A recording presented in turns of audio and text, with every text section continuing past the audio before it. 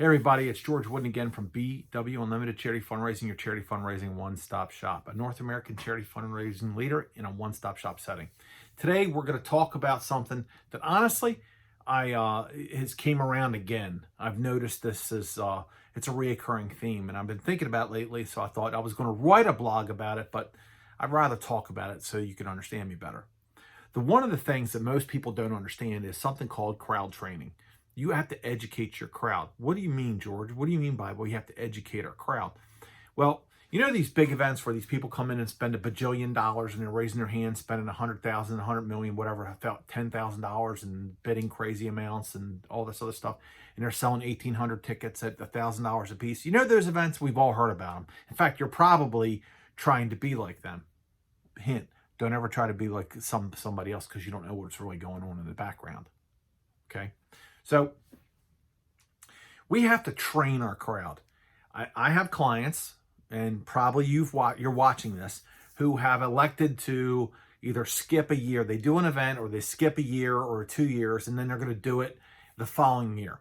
The problem with that is once you do an event, this is what happens. Now, imagine you're a child, you're going to the first grade. You walk in, you've never been to school before, you don't have no idea what's going on. That's like your guest. Because honestly, when we do an event for somebody, our events are so big, huge. Everybody knows us. They're so big that they're never used to it. They're not prepared to go. They're not prepared to attend. So they walk in and then they're bombarded with a great live auction, silent auction, raffles, all kinds of stuff.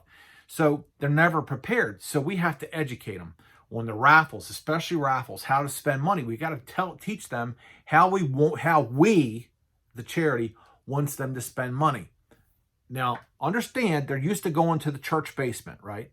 They're used to going downstairs to the church basement or to some local fundraiser. They're not walking into something with signed guitars and vacation packages and all kind of great stuff. They're not used to that. They're used to bidding on gift baskets and gift certificates, just crazy stuff.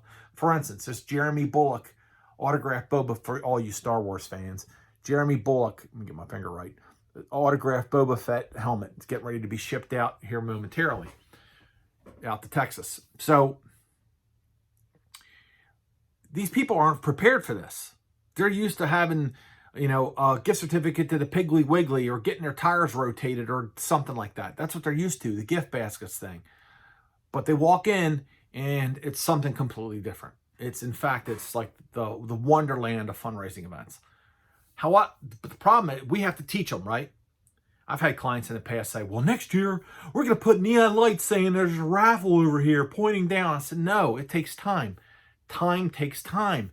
We have to educate them. The first time they come in, they're blown away. They spend a lot of money. They weren't prepared to spend all that money, but they think, next year I'm going to come in, I'm going to be ready to rock and roll in this. They didn't know that they're going to be walking in, there'd be an Aerosmith guitar or a chance to go to Tuscany or to the Caribbean or something. They weren't used to that, so they weren't prepared for it, so they didn't know where they were financially. They're not used to all these different raffles, a wheelbarrow cheer, a tower beer, and this and that and this, so they don't know what they're going to spend, and they don't have how they're going to spend it.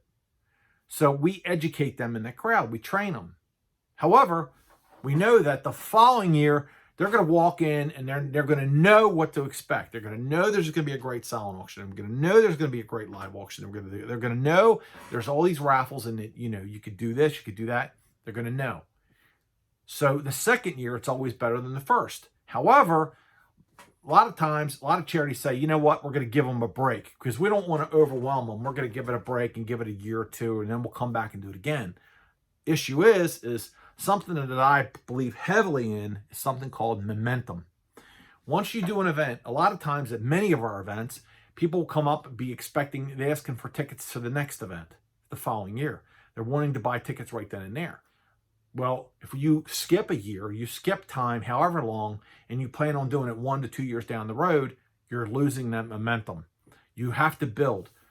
For example, first year, the people have never been to your event. It's hard to sell tickets, hard to get in sponsors. It's hard.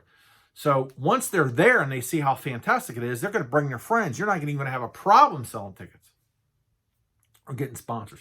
Because now the previous year sponsors are going to tell other sponsors, and you're going to have videos and pictures. Everybody's going to be excited about it. That's education. They come back. It's easier to sell tickets. It's easier to get volunteers. It's easier. People are bidding higher. They're buying more raffle tickets, this, that, the other. It's much, much, much better. When the third year, that's right, I said it 3 times. That's when you are at an all-time high. They are fully educated. They know what's going on. They understand it. They've been to your event twice. They brought their friends. They know what's happening, and they're coming back. You got to understand, you have to train your guests.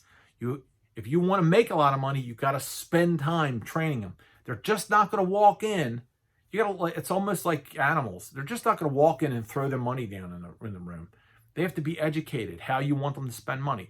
Like this thing most auctioneers do across the United States called a fund a need. A lot of times it throws people off every time that I do a fund a need at the end of the live auction and I'm asking people to donate. They're blown away by it. They've never seen that before. Well, the second year, they'll be ready for it. Third year, they'll really be ready for it. So what I'm saying is this.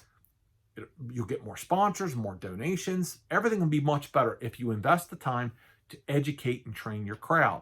Once they're educated and trained, they will know what you expect them to do, and they'll perform exactly the way you want to do it.